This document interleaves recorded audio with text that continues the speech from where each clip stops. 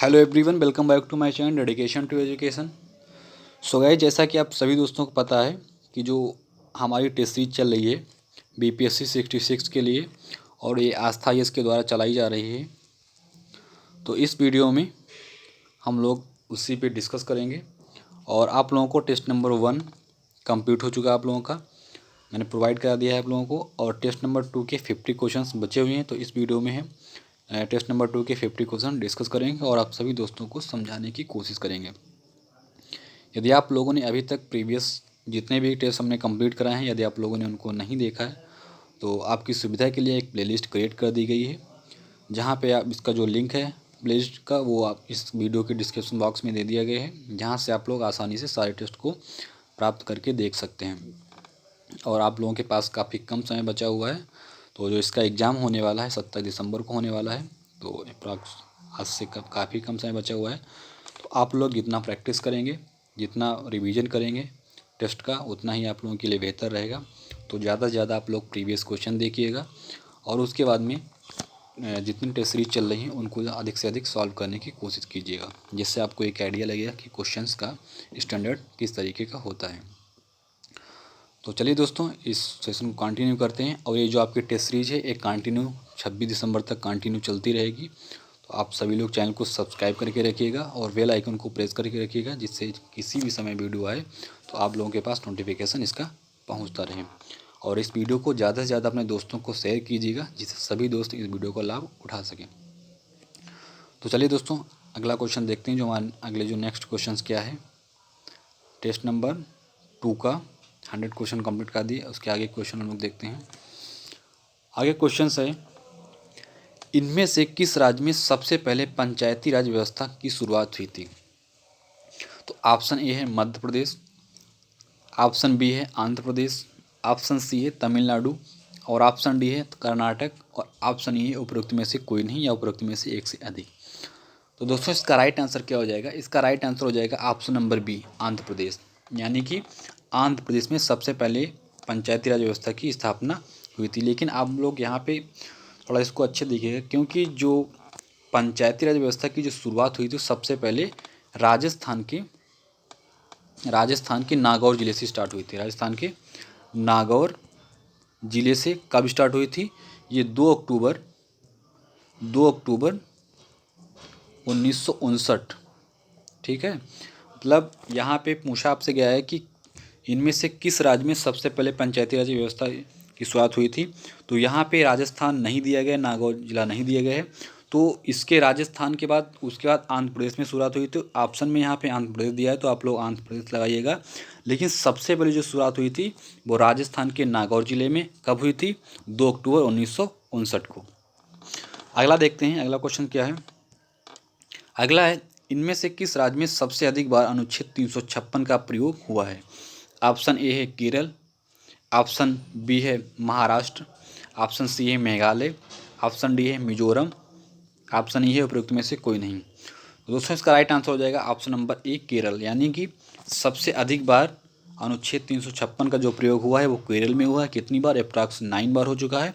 और उसके बाद उत्तर प्रदेश, दोनों में इन जगह अनुच्छेद 356 का अधिक बार प्रयोग हो चुका है। अगला देखते हैं। अगला है, इनमें से किस राज्य में पंचायत समिति का नाम आंचलिक परिषद है? ऑप्शन ए है पश्चिम बंगाल, ऑप्शन बी है मध्य प्रदेश, ऑप्शन सी है महाराष्ट्र, ऑप्शन डी है कर्नाटक और ऑप्शन ई उपरोक्त में से कोई नहीं। तो दोस्तों, इसका राइट आंसर क्या हो जाएगा? इसका राइट आंसर हो जाएगा ऑप्शन नंबर ए, पश्चिम बंगाल। यानी जो पंचायत समिति का जो नाम है आंचलिक परिषद, उसे कहाँ बोलते हैं? पश्चिम बंगाल में इसे आंचलिक परिषद कहते हैं। अगला देखते हैं, किन राज्यों में द्विस्तरीय पंचायती राज व्यवस्था का प्रावधान है? ऑप्शन ए है जिन राज्यों की जनसंख्या 10 लाख से कम हो, ऑप्शन बी है जिन राज्यों की जनसंख्या 15 लाख से कम हो, ऑप्शन नंबर सी है जिन राज्यों की जनसंख्या 20 लाख से कम हो, ऑप्शन नंबर डी है जिन राज्यों की जनसंख्या 30 लाख से कम हो और ऑप्शन नंबर ई उपरोक्त में से कोई नहीं। तो दोस्तों, इसका राइट आंसर क्या हो जाएगा? इसका राइट आंसर हो जाएगा ऑप्शन नंबर सी, जिन राज्यों की जनसंख्या 20 लाख से कम है वहाँ द्विस्तरीय पंचायती राज व्यवस्था का प्रावधान किया गया है। अगला देखते हैं, अगला क्वेश्चन क्या है। अगला है, साइन डाई शब्द का अर्थ है। यानी कि साइन डाई जो शब्द है उसका अर्थ क्या है? ऑप्शन ए है किसी विधेयक का समाप्त हो जाना। ऑप्शन बी है अध्यादेश द्वारा पारित विधेयक का समय खत्म हो जाना। ऑप्शन नंबर सी है समय पूर्व ही अपराधी को फांसी दे देना। ऑप्शन नंबर डी है बिना तिथि बताए ही संसदीय सदन को स्थगित कर देना।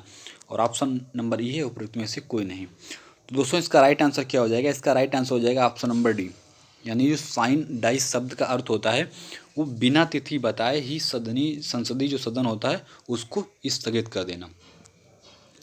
अगला देखते हैं, अगला हमारा क्या क्वेश्चन है। अगला है लोकसभा के विघटन के पश्चात लंबित विधेयक। ऑप्शन ए है लोकसभा में लंबित सभी विधेयक समाप्त हो जाता है। ऑप्शन बी है राज्यसभा में लंबित विधेयक जो लोकसभा में पारित नहीं हुआ है समाप्त हो जाता है। ऑप्शन नंबर सी है राज्यसभा में लंबित विधेयक जो लोकसभा में पारित हो गया हो समाप्त नहीं हो जाता है। ऑप्शन नंबर डी है लोकसभा में लंबित अन्य सभी कार्य यथा प्रस्ताव संकल्प संशोधन अनुदान की अनुपूरक मांगे आदि समाप्त हो जाते हैं। और ऑप्शन नंबर ई है उपरोक्त में से कोई नहीं। तो दोस्तों इसका राइट आंसर क्या हो जाएगा?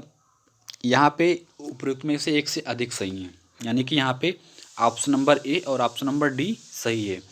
लोकसभा में लंबित सभी विधेयक समाप्त हो जाता है, ये राइट है। और उसके बाद में लोकसभा में लंबित अन्य सभी कार्य यथा प्रस्ताव संकल्प संशोधन अनुदान की अनुपूरक मांगे आदि समाप्त हो जाती हैं। तो ए और डी राइट है, तो इसलिए हमारा ऑप्शन नंबर ई यानी उपरोक्त में से एक से अधिक सही है यहाँ पे। अगला देखते हैं, अगला क्वेश्चन क्या है। अगला है संविधान में कार्यवाहक राष्ट्रपति बनाने का प्रावधान किस अनुच्छेद में है? ऑप्शन नंबर ए है अनुच्छेद 68। ऑप्शन नंबर बी है अनुच्छेद 67। और ऑप्शन नंबर सी है अनुच्छेद 71। और ऑप्शन नंबर डी है अनुच्छेद 66। और ऑप्शन नंबर ई है उपरोक्त में से कोई नहीं। तो दोस्तों इसका राइट आंसर क्या हो जाएगा? इसका राइट आंसर हो जाएगा ऑप्शन नंबर ई, उपरोक्त में से कोई नहीं, क्योंकि संविधान में कोई प्रावधान नहीं किया गया है कार्यवाहक राष्ट्रपति बनाने का। तो इसलिए राइट आंसर हमारा क्या हो जाएगा? ऑप्शन नंबर ई। अगला देखते हैं, अगला क्वेश्चन क्या है। अगला है निम्नलिखित में से कौन सा कथन सत्य है? आपको यहाँ पे कौन सा कथन सत्य बताना है। ऑप्शन ए है भारतीय संविधान में उपराष्ट्रपति के वेतन भत्ते का प्रावधान नहीं है। ऑप्शन नंबर बी है उपराष्ट्रपति को राज्यसभा के सभापति का वेतन दिया जाता है। ऑप्शन नंबर सी है जब उपराष्ट्रपति राष्ट्रपति के रूप में कार्य करता है तो वह राज्यसभा के सभापति के रूप में कार्य नहीं करता है। और ऑप्शन नंबर डी क्या है? उपराष्ट्रपति राज्यसभा के सदस्य नहीं होने की वजह से उसे मतदान का अधिकार नहीं होता है। और ऑप्शन नंबर ई है उपयुक्त में से कोई नहीं। तो दोस्तों इसका राइट आंसर क्या हो जाएगा? इसका राइट आंसर हो जाएगा ऑप्शन नंबर ई, क्योंकि यहाँ पे सारे कथन जो हैं वो सत्य हैं। क्या है? सारे कथन सत्य हैं। तो इसलिए हमारा राइट आंसर क्या हो जाएगा? उपरोक्त में से कोई नहीं या ये उपरोक्त में से एक से अधिक। तो यहाँ पे आपसे पूछा क्या गया? यहाँ पे असत्य कथन पूछा गया है, लेकिन यहाँ पे सारे कथन जो हैं वो सत्य हैं। तो इसलिए राइट आंसर ऑप्शन नंबर ई। अगला देखते हैं, अगला क्या है। अगला है भारत द्वारा विदेशों से की जाने वाली संधियां और समझौते किसके नाम से किए जाते हैं? ऑप्शन नंबर ए राष्ट्रपति। ऑप्शन नंबर बी प्रधानमंत्री। ऑप्शन नंबर सी है देश के नाम। ऑप्शन नंबर डी है जिस विभाग का समझौता हो उस मंत्रालय के नाम, या उपरोक्त में से कोई नहीं। तो दोस्तों इसका राइट आंसर हो जाएगा ऑप्शन नंबर ए राष्ट्रपति, यानी भारत द्वारा विदेशों से की जाने वाली संधियां और समझौते वो राष्ट्रपति के नाम से ही किए जाते हैं। अगला देखते हैं, अगला क्या है। अगला है इनमें से किस राष्ट्रपति की मृत्यु उसके कार्यकाल के दौरान ही हो गई थी? तो ऑप्शन नंबर ए है doctor Rajendra Prasad. Option number B है doctor Zakir Hussain. Option number C है फखरुद्दीन अली अहमद। और ऑप्शन डी है एम हिदायतुल्लाह। और ऑप्शन नंबर ई है उपरोक्त में से कोई नहीं। तो दोस्तों इसका राइट आंसर क्या हो जाएगा? इसका राइट आंसर हो जाएगा ऑप्शन नंबर ई, क्योंकि यहाँ पे एक से अधिक सही है। क्योंकि जो जाकिर हुसैन थे उन्होंने जो मृत्यु हुई थी उनकी राष्ट्रपति के कार्यकाल के दौरान ही मृत्यु हो गई थी। उसके बाद में जो फखरुद्दीन अली अहमद थे इनकी भी मृत्यु मतलब इनका जो कार्यकाल चल रहा था उसी के दौरान हो गई थी। तो यहाँ पे एक से अधिक सही है, तो ऑप्शन नंबर बी और ऑप्शन नंबर सी दोनों सही हैं। अगला देखते हैं, अगला क्वेश्चन क्या है। अगला है सर्वप्रथम जेबी वीटो का प्रयोग किस राष्ट्रपति ने किया था? ऑप्शन ए है doctor Rajendra Prasad. Option B है नीलम संजीव रेड्डी। ऑप्शन सी है एम हिदायतुल्लाह। और ऑप्शन डी है फखरुद्दीन अली अहमद। और ऑप्शन ई है उपरोक्त में से कोई नहीं। तो दोस्तों इसका राइट आंसर क्या हो जाएगा, इसका राइट आंसर हो जाएगा ऑप्शन नंबर ई। क्या हो जाएगा, ऑप्शन नंबर ई, यानी कि ज्ञानी जैल सिंह ने ही किया था। क्या किया था, सर्वप्रथम जैविक ईंटों का जो प्रयोग किया था वो ज्ञानी जैल सिंह ने किया था, ज्ञानी जैल सिंह ने किया था। तो ये चीज़ आपको याद रखना है। तो यहाँ पे ज्ञानी जैल सिंह नहीं दिया, तो इसमें उपरोक्त में से कोई नहीं। अगला देखते हैं, अगला है अभी तक कुल कितने व्यक्तियों ने राष्ट्रपति पद ग्रहण किया है। तो ऑप्शन नंबर ए है 15, ऑप्शन नंबर बी है 14, और ऑप्शन नंबर सी है 17, और ऑप्शन नंबर डी है 19, और ऑप्शन नंबर ई है उपरोक्त में से कोई नहीं। तो दोस्तों इसका राइट आंसर क्या हो जाएगा, इसका जो राइट आंसर हो जाएगा वो ऑप्शन नंबर सी हो जाएगा। क्योंकि आपको यहाँ पे थोड़ा कन्फ्यूजन होगा, जो डॉक्टर राजेंद्र प्रसाद थे वो 2 बार राष्ट्रपति चुने गए थे, यानी जो डॉक्टर राजेंद्र प्रसाद थे वो 2 बार राष्ट्रपति चुने गए थे। लेकिन अगर व्यक्ति के क्रमानुसार देखा जाए तो ये 14वें राष्ट्रपति थे। यदि कार्यवाहक राष्ट्रपति को मिला लिया जाए, यानी कि अगर व्यक्ति के अनुसार इनको देखा जाएगा तो ये 14वें राष्ट्रपति थे, जो रामनाथ कोविंद को मिला करके 14वें व्यक्ति थे राष्ट्रपति। अगर यदि कार्यवाहक के राष्ट्रपति को मिला लिया जाए तो 17 व्यक्तियों ने पद ग्रहण किया था, 17 व्यक्तियों ने पद ग्रहण किया था। तो ये चीज़ आप लोग याद रखना है इसको। अगला देखते हैं, अगला क्वेश्चन हमारा क्या है। अगला है, किसने कहा था कि राज्य के नीति निर्देशक सिद्धांत एक ऐसा चेक है जो बैंक की सुविधा अनुसार अदा किया जाता है। ऑप्शन नंबर ए है doctor V R. Ambedkar, option number B है K T. Shah, option number C है टी. कृष्णाचारी, और ऑप्शन नंबर डी है के.एम. मुंशी, और ऑप्शन नंबर ई है उपरोक्त में से कोई नहीं। तो दोस्तों इसका राइट आंसर क्या हो जाएगा, इसका राइट आंसर हो जाएगा option number B. Option number B, K T. Shah ने कहा था कि राज्य के जो नीति निर्देशक सिद्धांत है वो एक ऐसा चेक है जो बैंक की सुविधा अनुसार अदा किया जा सकता है। अगला देखते हैं, अगला क्या है। अगला है मूल अधिकार तथा नीति निर्देशक तत्वों के मध्य मुख्य अंतर क्या है, यानी जो मूल अधिकार हैं और नीति निर्देशक जो तत्व हैं उनके जो मध्य अंतर है वो क्या है। ऑप्शन नंबर ए है नीति निर्देशक तत्व परिवर्तनीय है जबकि मूल अधिकार नहीं। ऑप्शन नंबर बी है नीति निर्देशक तत्व अपरिवर्तनीय है और मूल अधिकार नहीं। और ऑप्शन नंबर सी है कल्याणकारी राज्य की अवधारणा मूल अधिकार में है, नीति निर्देशक तत्वों में नहीं। और ऑप्शन नंबर डी है मूल अधिकार समाज में समानता का भाव स्थापित करता है और नीति निर्देशक तत्व नहीं। और ऑप्शन नंबर ई है उपरोक्त में से कोई नहीं। तो दोस्तों इसका राइट आंसर क्या हो जाएगा, इसका राइट आंसर हो जाएगा ऑप्शन नंबर बी, यानी जो नीति निर्देशक तत्व हैं वो अपरिवर्तनीय है लेकिन मूल अधिकार नहीं।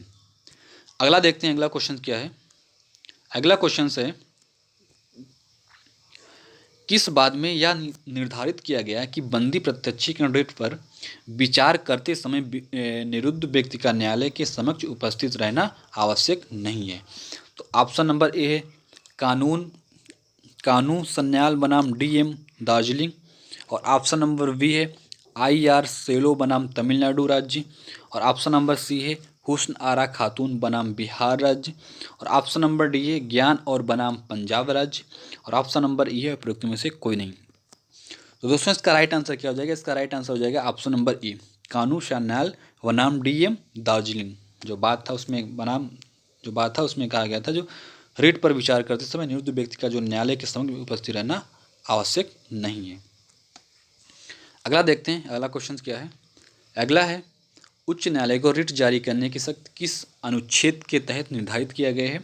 तो ऑप्शन नंबर ए है अनुच्छेद 32, और ऑप्शन नंबर बी है अनुच्छेद 13, और ऑप्शन नंबर सी है अनुच्छेद 226, और ऑप्शन नंबर डी है अनुच्छेद 213, और ऑप्शन नंबर ई उपरोक्त में से कोई नहीं। तो दोस्तों इसका राइट आंसर क्या हो जाएगा, इसका राइट आंसर हो जाएगा ऑप्शन नंबर सी। क्या हो जाएगा, ऑप्शन नंबर सी अनुच्छेद 226। अगला देखते हैं, अगला क्वेश्चन क्या है। अगला है नीति आयोग के पदाधिकारियों में निम्नलिखित में प्रधानमंत्री द्वारा नियुक्त किए जाने वाले पदाधिकारी हैं। ऑप्शन ए है मुख्य कार्यकारी अधिकारी, ऑप्शन बी है विशिष्ट आमंत्रिगण, और ऑप्शन नंबर सी है उपाध्यक्ष, और ऑप्शन नंबर डी है अध्यक्ष, और ऑप्शन ई है उपरोक्त में से कोई नहीं या उपरोक्त में से एक से अधिक। तो दोस्तों इसका राइट आंसर क्या हो जाएगा, इसका राइट आंसर हो जाएगा ऑप्शन नंबर ई। क्या हो जाएगा? ऑप्शन नंबर ई। क्योंकि जो नीति आयोग का जो अध्यक्ष होता है वो कौन होता है? वो प्रधानमंत्री होता है, और प्रधानमंत्री के द्वारा ही मुख्य कार्यकारी अधिकारी, विशिष्ट मंत्रीगण और उपाध्यक्ष की नियुक्ति की जाती है। अगला देखते हैं, अगला क्वेश्चन क्या है। अगला है, किस बात में उच्चतम न्यायालय द्वारा यह निर्णय दिया गया था कि मूल अधिकारों एवं नीति निर्धारक तत्वों के मध्य किसी भी प्रकार के संघर्ष की स्थिति में मूल अधिकार प्रभावी होंगे? ऑप्शन ए है गोलकनाथ में, ऑप्शन बी है चपकम दोराई राजनवाद में, और ऑप्शन सी है केशवानंद भारतीवाद में, और ऑप्शन डी है मिनर्वा मिल्सवाद में, और ऑप्शन ए उपरोक्त में से कोई नहीं। तो दोस्तों इसका राइट आंसर क्या हो जाएगा? इसका राइट आंसर हो जाएगा ऑप्शन नंबर बी। क्या हो जाएगा? ऑप्शन नंबर बी, चपकम दोराई राजनवाद में कहा गया था, जो उच्चतम न्यायालय द्वारा निर्णय दिया गया कि था कि मूल अधिकारों एवं नीति निर्धारक तत्वों के मध्य किसी भी प्रकार के संघर्ष की स्थिति में मूल अधिकार प्रभावी होंगे। तो right answer option number B. अगला देखते हैं, अगला हमारा क्वेश्चन क्या है। अगला है, लोकपाल और लोकायुक्त अधिनियम 2013 के तहत इनमें से किसे इस अधिकार क्षेत्र में शामिल नहीं किया गया? तो ऑप्शन नंबर ए है प्रधानमंत्री, ऑप्शन नंबर बी है केंद्रीय मंत्री, ऑप्शन नंबर सी है सर्वोच्च न्यायालय के मुख्य न्यायाधीश, और ऑप्शन नंबर डी है ग्रुप ए के अधिकारी, और ऑप्शन नंबर ई है उपरोक्त में से कोई नहीं, या उपरोक्त में से एक से अधिक। तो दोस्तों इसका राइट आंसर क्या हो जाएगा? इसका राइट आंसर हो जाएगा ऑप्शन नंबर सी, सर्वोच्च न्यायालय के मुख्य न्यायाधीश। अगला देखते हैं, अगला क्वेश्चन हमारा क्या है। अगला है, संघीय प्रणाली के सरकार व्यवस्था की विशेषताओं में सम्मिलित नहीं है। ऑप्शन नंबर ए है द्विस्तरीय सरकार, ऑप्शन नंबर बी है संविधान की सर्वोच्चता, ऑप्शन नंबर सी है स्वतंत्र न्यायपालिका, और ऑप्शन नंबर डी है द्विसदनीय व्यवस्था, और ऑप्शन नंबर ई है उपरोक्त में से कोई नहीं। तो दोस्तों इसका राइट आंसर क्या हो जाएगा? इसका राइट आंसर हो जाएगा ऑप्शन नंबर ई। क्या हो जाएगा? ऑप्शन नंबर ई।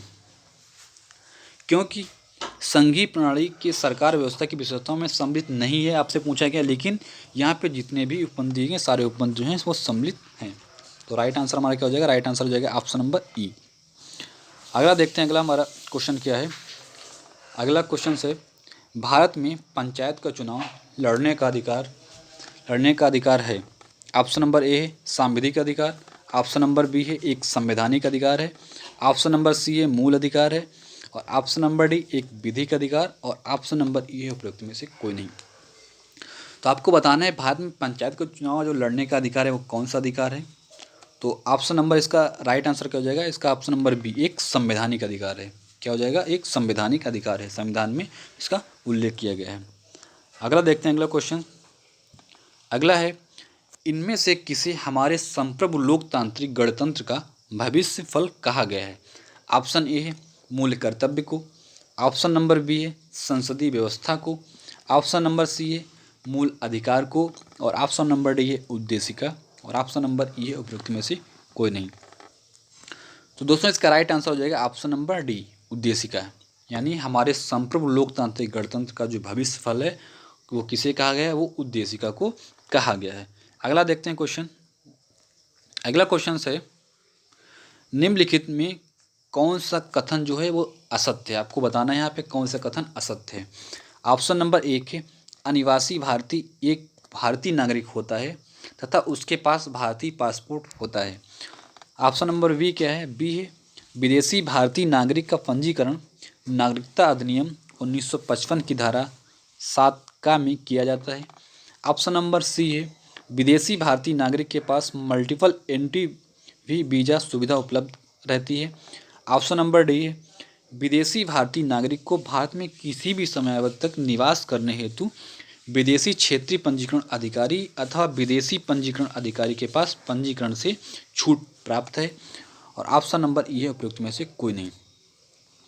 दोस्तों आपको बताना है यहाँ पे कौन सा कथन असत्य है।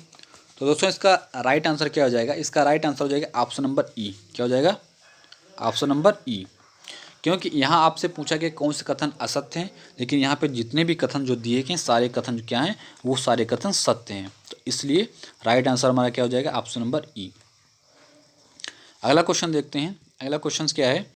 भारत में मूल अधिकारों को सर्वप्रथम मांग कब की गई थी? यानी भारत में मूल अधिकारों की जो मांग की गई थी वो सर्वप्रथम किस सन में की गई थी? ऑप्शन नंबर ए है 1885 ईस्वी में। ऑप्शन नंबर बी है 1892 ईस्वी में। और ऑप्शन नंबर सी है 1895 ईस्वी में। और ऑप्शन नंबर डी है 1917 ईस्वी में। तो चलिए दोस्तों बताइएगा इसका राइट आंसर क्या हो जाएगा। तो इसका राइट आंसर हो जाएगा ऑप्शन नंबर सी। क्या हो जाएगा? ऑप्शन नंबर सी। 1895 ईस्वी में मूल अधिकारों को सर्वप्रथम मांग की गई थी, यानी भारत में मूल अधिकारों को जो मांग की गई थी वो 1895 ईस्वी में की गई थी। अगला देखते हैं, अगला क्वेश्चन हमारा क्या है।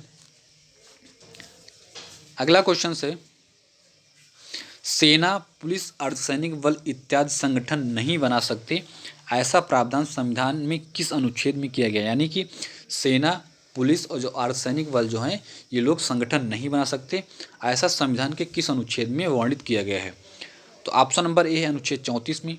ऑप्शन नंबर बी है अनुच्छेद 33 में। और ऑप्शन नंबर सी है अनुच्छेद 15 में। और ऑप्शन नंबर डी है अनुच्छेद 21 में। और ऑप्शन नंबर ई है उपरोक्त में से कोई नहीं या उपरोक्त में से एक से अधिक।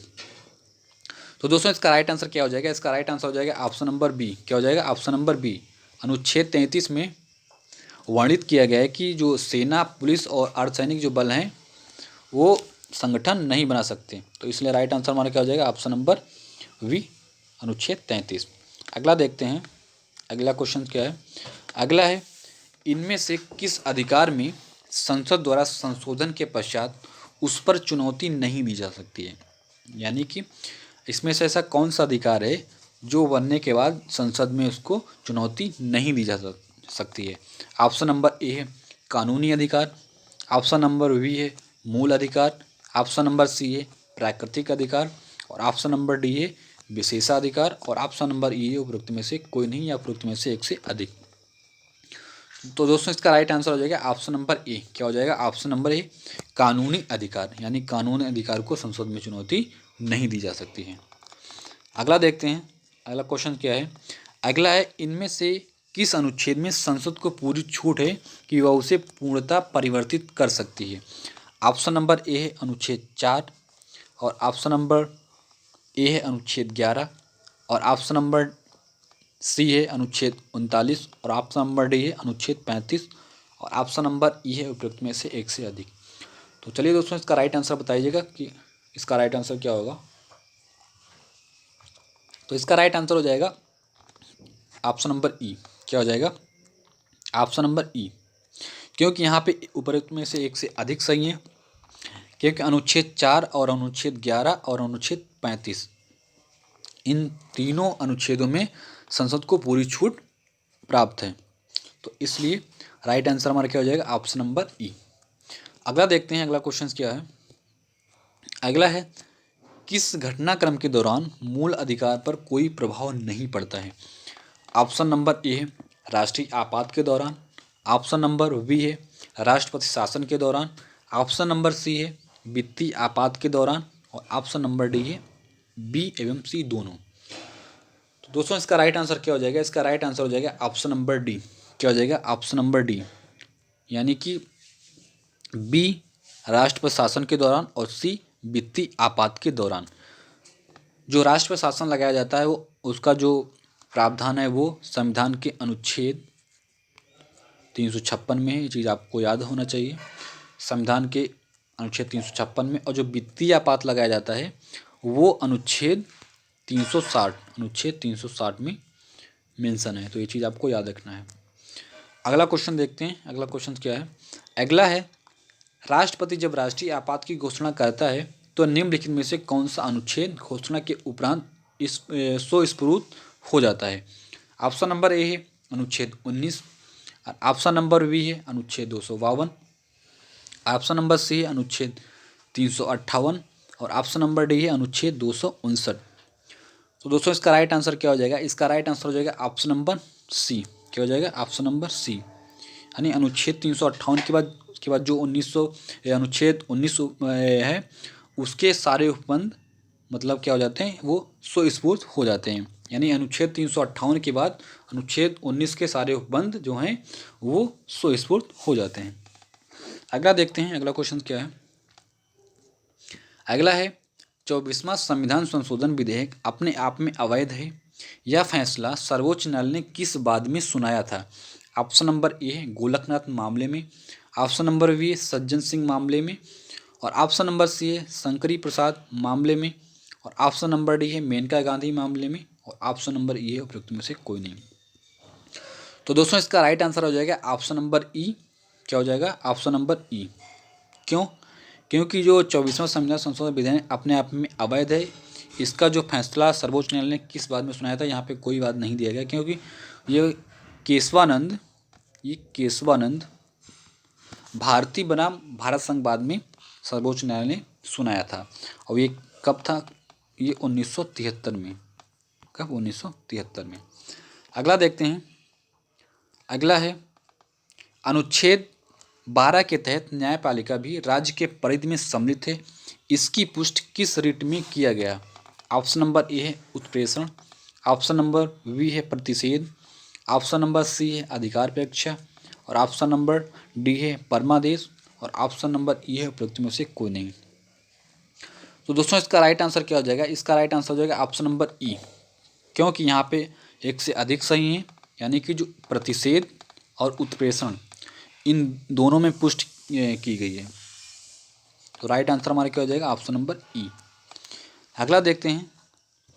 अगला है निम्नलिखित में से किस प्रकार के विधेयक के माध्यम से संसद द्वारा किसी राज्य का नाम परिवर्तित किया जा सकता है? तो ऑप्शन देखते हैं। ऑप्शन हमारे क्या हैं? ऑप्शन ए है संसद के विशेष बहुमत से पारित विधेयक के द्वारा, ऑप्शन नंबर बी है संसद के पूर्ण बहुमत से पारित विधेयक के द्वारा, ऑप्शन नंबर सी है संसद के साधारण बहुमत से पारित विधेयक के द्वारा, और ऑप्शन नंबर डी है संसद के विशेष बहुमत एवं राज्य विधायिका के अनुसमर्थन से पारित विधेयक के द्वारा, और ऑप्शन नंबर ई है उपयुक्त में से कोई नहीं। तो दोस्तों इसका राइट आंसर क्या हो जाएगा? इसका राइट आंसर हो जाएगा ऑप्शन नंबर सी। क्या हो जाएगा? ऑप्शन नंबर सी, संसद के साधारण बहुमत से पारित विधेयक के द्वारा ही। अगला क्वेश्चन देखते हैं। अगला क्वेश्चन हमारा क्या है? अगला है निम्नलिखित में से कौन सा कथन अनुच्छेद 14 से संबंधित सत्य प्रतीत होते हैं? यानी कि जो अनुच्छेद 14 है उसके संबंध में जो कथन दिए गए हैं वो सत्य प्रतीत होते हैं, आपको बताना है। तो चलिए देखते हैं ऑप्शन। इस अनुच्छेद के तहत समानता का दबाव सिर्फ राज्य पर डालता है, व्यक्ति पर नहीं।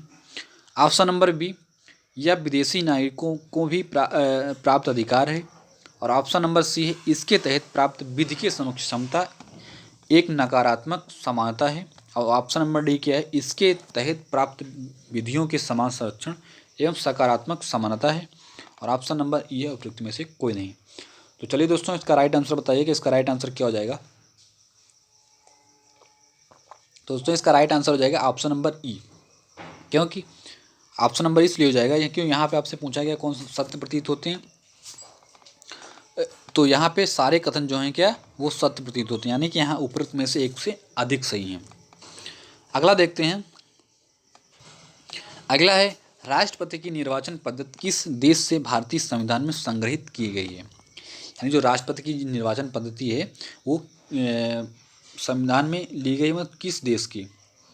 ऑप्शन नंबर ए है आयरलैंड के संविधान से, ऑप्शन नंबर बी है संयुक्त राज्य अमेरिका के संविधान से, ऑप्शन नंबर सी है भारत शासन अधिनियम 1935 से, और ऑप्शन नंबर डी है दक्षिण अफ्रीका के संविधान से, और ऑप्शन नंबर ई है उपयुक्त में से कोई नहीं।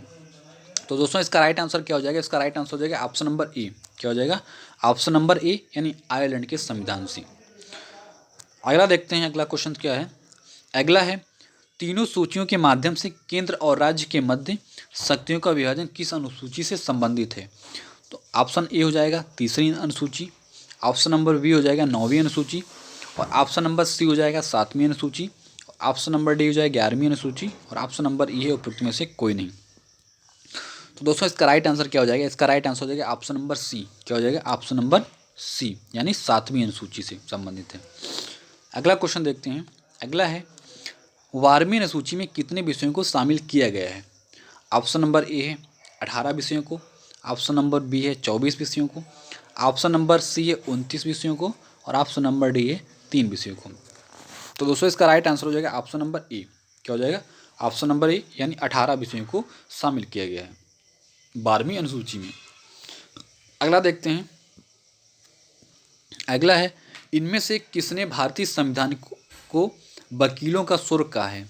Option number A H V. Kamath ने, ऑप्शन नंबर बी है के.एम. मुंशी ने, ऑप्शन नंबर सी है एच.के. माहेश्वरी ने, और ऑप्शन नंबर डी है टी प्रकाशम ने, और ऑप्शन नंबर ई उपरोक्त में से कोई नहीं। तो दोस्तों इसका राइट आंसर हो जाएगा ऑप्शन नंबर सी। क्या हो जाएगा? ऑप्शन नंबर सी, यानी कि एच.के. माहेश्वरी ने। अगला क्वेश्चन देखते हैं। अगला क्वेश्चन हमारा क्या है?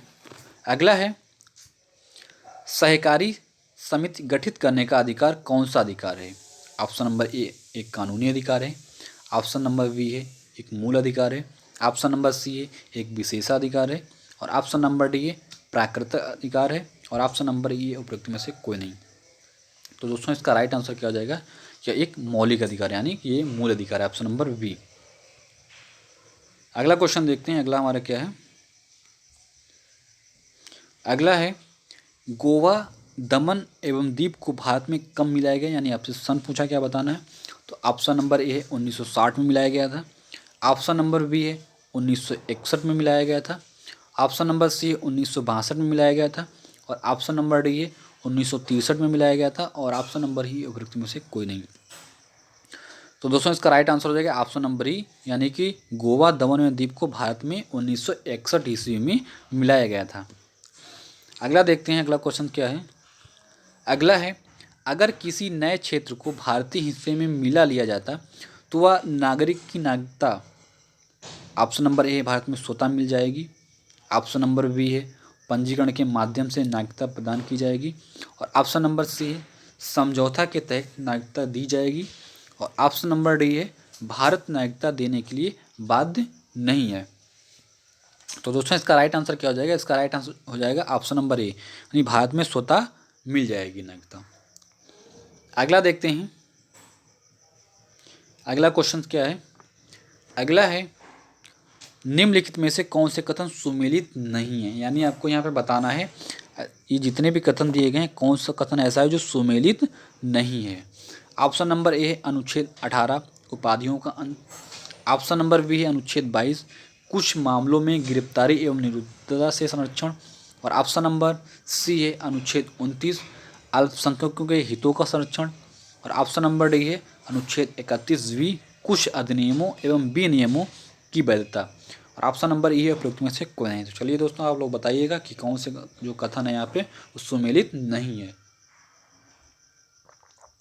दोस्तों इसका राइट आंसर क्या हो जाएगा? इसका राइट आंसर हो जाएगा ऑप्शन नंबर ई।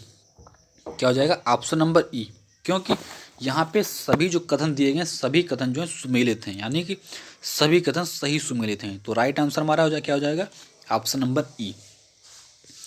अगला देखते हैं। अगला क्वेश्चन क्या है? अगला है निम्नलिखित में कौन सा उपवन संसद के साधारण बहुमत के क्षेत्र में सम्मिलित नहीं है।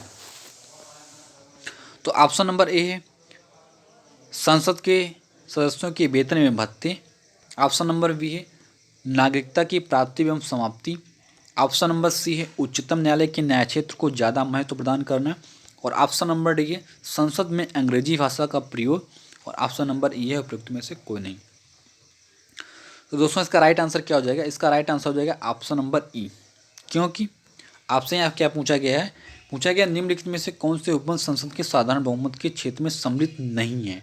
क्या पूछा गया कि कौन से जो यहाँ वो उपबंध हैं वो सम्मिलित नहीं है। यहाँ पे जितने भी उपबंध दिए गए ये सारे उपबंध सम्मिलित हैं, तो यानी कि सही जितने भी कथन दिए गए सारे कथन सही हैं। तो राइट आंसर हमारा क्या हो जाएगा? ऑप्शन नंबर ई। अगला क्वेश्चन देखते हैं। अगला क्वेश्चन क्या है?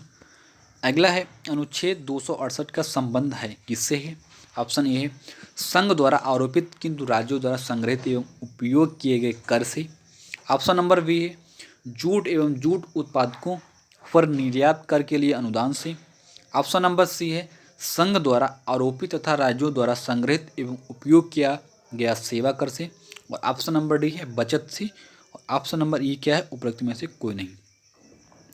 तो दोस्तों इसका राइट आंसर क्या हो जाएगा? इसका राइट आंसर हो जाएगा ऑप्शन नंबर ए, क्योंकि अनुच्छेद 268 का जो संबंध है वो संघ द्वारा आरोपित किंतु राज्यों द्वारा संग्रहित एवं उपयोग किए गए कर से है। अगला क्वेश्चन देखते हैं। अगला क्या है? किस अनुच्छेद के अनुसार राज्य निजी शिक्षण संस्थानों में छात्रों के प्रवेश के लिए स्थानों के आरक्षण का उपबंध कर सकती है। तो ऑप्शन नंबर ए है अनुच्छेद 15(1) के तहत, ऑप्शन नंबर बी है अनुच्छेद 15(3) के तहत, और ऑप्शन नंबर सी है अनुच्छेद 15(4) के तहत, और ऑप्शन नंबर डी है 15(5) के तहत। तो दोस्तों इसका राइट आंसर क्या हो जाएगा? इसका राइट आंसर हो जाएगा ऑप्शन नंबर डी। क्या हो जाएगा? Option number D. यानी जो राज्य है, राज्य सरकार है, वो निजी शिक्षण संस्थाओं में छात्रों के प्रवेश के लिए स्थानों को जो आरक्षण का उपबंध है वो अनुच्छेद 15(5) के तहत कर सकती है। अगला क्वेश्चन देखते हैं कि हमारा अगला क्वेश्चन क्या है। अगला है, कौन सा अनुच्छेद अप्रशस्तता के संबंध में संसद को शक्ति प्रदान करता है? ऑप्शन नंबर ए है अनुच्छेद 13, और ऑप्शन नंबर बी है अनुच्छेद 17, और ऑप्शन नंबर सी है अनुच्छेद 35, और ऑप्शन नंबर डी है अनुच्छेद 33। तो दोस्तों इसका राइट आंसर क्या हो जाएगा? इसका राइट आंसर हो जाएगा ऑप्शन नंबर सी। क्या हो जाएगा? ऑप्शन नंबर सी, अनुच्छेद 35। लेकिन यहाँ पे आपको एक चीज़ याद रखना है, यानी अनुच्छेद जो 17 दिया गया है यानी वो समानता का अधिकार है, लेकिन समानता का अधिकार दिया गया है, लेकिन जो अनुच्छेद 35 है इसमें संसद को विधि बनाने का अधिकार है, यानी संसद को विधि बनाने का अधिकार है। तो राइट आंसर हमारा क्या हो जाएगा? इसलिए हमारा राइट आंसर हो जाएगा इसका ऑप्शन नंबर सी। अगला क्वेश्चन देखते हैं। अगला क्वेश्चन हमारा क्या है? अगला क्वेश्चन है, जो व्यक्ति लाभ के पद पर हो तथा विदेशी राज्य से मिलने वाले भेंट को राष्ट्रपति की अनुमति के बिना ही स्वीकार कर लिया जाता है, तो संविधान में इसके लिए प्रावधान है। किसमें प्रावधान है आपको बताना है। तो सबसे पहले हम ऑप्शन देखते हैं। ऑप्शन क्या है? ऑप्शन नंबर ए है लाभ के पद को त्यागना होगा। ऑप्शन नंबर बी है 2 साल सज़ा का प्रावधान है। ऑप्शन नंबर सी क्या हो जाएगा? 3 साल का सज़ा का प्रावधान है। और ऑप्शन नंबर डी क्या हो जाएगा? 2 साल, तब 2-2.5 साल सज़ा का प्रावधान है। और ऑप्शन नंबर ई है उपयुक्त में से कोई नहीं। तो चलिए दोस्तों इसका राइट आंसर बताइएगा आप लोग, इसका राइट आंसर क्या हो जाएगा। तो सभी लोग एक बार इसका कमेंट में आंसर दीजिएगा। क्वेश्चन नंबर 46 का राइट आंसर क्या हो जाएगा? तो दोस्तों इसका राइट आंसर हो जाएगा ऑप्शन नंबर ई। क्या हो जाएगा? ऑप्शन नंबर ई, यानी उपरोक्त में से कोई नहीं। क्योंकि इसका रीजन क्या है? यहाँ बिना अनुमति के ग्रहण नहीं करेगा, यानी यह दंडनीय अपराध है। यानी कि जो व्यक्ति लाभ के पद पर हो तथा विदेशी राज्य से मिलने वाले भेंट को राष्ट्रपति की अनुमति के बिना स्वीकार कर लिया जाता है, यानी कि राष्ट्रपति की अनुमति के बिना अगर स्वीकार कर लेता है तो उसकी अगर बिना अनुमति के वो स्वीकार नहीं करेगा, यानी कि उसकी बिना अनुमति के स्वीकार नहीं करेगा। यदि कर भी लेता है तो ये दंडनीय नहीं, यानी कोई भी दंड नहीं दिया जाएगा। तो इसलिए राइट आंसर हमारा क्या हो जाएगा? ऑप्शन नंबर ई। अगला क्वेश्चन देखते हैं। हमारा अगला क्वेश्चन क्या है? अगला क्वेश्चन है, किस बाद में घोषित किया गया कि भारत रत्न, पद्म विभूषण और पद्मश्री अलंकरण अनुच्छेद 18(1) में प्रयुक्त उपाधि शब्द के अंतर्गत नहीं आते हैं? ऑप्शन नंबर ए है बालाजी राघवन भारत संघ। ऑप्शन नंबर बी है इमैनुअल बनाम केरलाज। और ऑप्शन नंबर सी है भारत संघ बनाम नवीन जिंदलवाद। और ऑप्शन नंबर डी है peoples union for civil liberties बनाम भारत संघवाद। और ऑप्शन नंबर ई है उपयुक्त में से कोई नहीं। तो दोस्तों इसका राइट आंसर क्या हो जाएगा? इसका राइट आंसर हो जाएगा ऑप्शन नंबर ई। क्या हो जाएगा? ऑप्शन नंबर ए, यानी वालाजी राघवन बनाम भारत संघ। तो इसलिए राइट आंसर हमारा ऑप्शन नंबर ए। अगला देखते हैं अगला क्वेश्चन क्या है। अगला क्वेश्चन है, इनमें से कौन सा अधिकार विदेशी नागरिकों को भी प्राप्त है? ऑप्शन नंबर ए भारत के राज्य क्षेत्र में आवास संचरण की स्वतंत्रता। ऑप्शन नंबर बी है कोई वृत्ति, आजीविका, व्यापार या कारोबार करने की स्वतंत्रता। ऑप्शन नंबर सी है संगठन या संघ बनाने की स्वतंत्रता। और ऑप्शन नंबर डी है वाक एवं अभिव्यक्ति की स्वतंत्रता। और ऑप्शन नंबर ई है उपयुक्त में से कोई नहीं या उपयुक्त में से एक से अधिक। तो दोस्तों इसका राइट आंसर क्या हो जाएगा? इसका राइट आंसर हो जाएगा ऑप्शन नंबर ई, क्योंकि सभी अधिकार ये भारतीयों को ही केवल प्राप्त हैं। इसलिए राइट आंसर ऑप्शन नंबर ई। अगला देखते हैं अगला क्वेश्चन क्या है। अगला है, श्रमिकों को प्राप्त मजदूरी न दिए जाने से संविधान के किस अनुच्छेद का उल्लंघन होता है? ऑप्शन नंबर ए है अनुच्छेद 19 का। ऑप्शन नंबर बी है अनुच्छेद 21 का। और ऑप्शन नंबर सी है अनुच्छेद 22 का, और ऑप्शन नंबर डी है अनुच्छेद 23 का, और ऑप्शन नंबर ई है उपयुक्त में से कोई नहीं, उपयुक्त में से एक से अधिक। तो दोस्तों इसका राइट आंसर क्या हो जाएगा? इसका राइट आंसर हो जाएगा ऑप्शन नंबर डी, अनुच्छेद 23 का उल्लंघन होता है। अगला एंड लास्ट क्वेश्चन हमारा है ये। अगला क्या है? एक्सपा कानून इनमें से किस कानून की प्रतिकृति है? ऑप्शन नंबर ए है 1857 के विद्रोह के समय बनाए गए कानून की। ऑप्शन नंबर बी है 1942 के भारत छोड़ो आंदोलन के समय अंग्रेजों द्वारा बनाए गए कानून की। ऑप्शन नंबर सी है 1909 के अधिनियम की, और ऑप्शन नंबर डी है 1919 के अधिनियम की, और ऑप्शन नंबर ई है उपरोक्त में से कोई नहीं या उपरोक्त में से एक से अधिक। तो दोस्तों इसका राइट आंसर क्या हो जाएगा? इसका राइट आंसर हो जाएगा ऑप्शन नंबर बी। क्या हो जाएगा? Option number B. बी क्या है? 1942 के भारत छोड़ो आंदोलन के समय अंग्रेज द्वारा बनाए गए कानून की। तो राइट आंसर हमारा ऑप्शन नंबर बी। तो ये आपका टेस्ट नंबर 2 आज कंप्लीट हो गया है। तो आप सभी लोगों ने यदि प्रीवियस टेस्ट नहीं देखे हैं, नहीं सॉल्व किए हैं, तो आप सभी लोग उन टेस्ट को अवश्य सॉल्व कीजिएगा, और उनकी आपकी सुविधा के लिए उसकी एक प्लेलिस्ट क्रिएट कर दी गई है, और जो उसका लिंक है वो डिस्क्रिप्शन बॉक्स में दे दिया गया है, जहाँ से आप लोग प्लेलिस्ट को आसानी से प्राप्त कर सकते हैं और सारे वीडियो को देख सकते हैं। और इस वीडियो में आप लोग अवश्य बताइएगा, अपना मूल्यांकन जरूर कीजिएगा कि आप लोगों ने कितने क्वेश्चन सही किए हैं। तो आज के लिए बस इतना ही, और आप लोग अगर पीडीएफ चाहते हो तो पीडीएफ के लिए हमारा टेलीग्राम चैनल ज्वाइन कर सकते हो, उसका भी लिंक डिस्क्रिप्शन बॉक्स में दे दिए गए हैं, वहाँ से भी आसानी से पीडीएफ प्राप्त कर सकते हैं।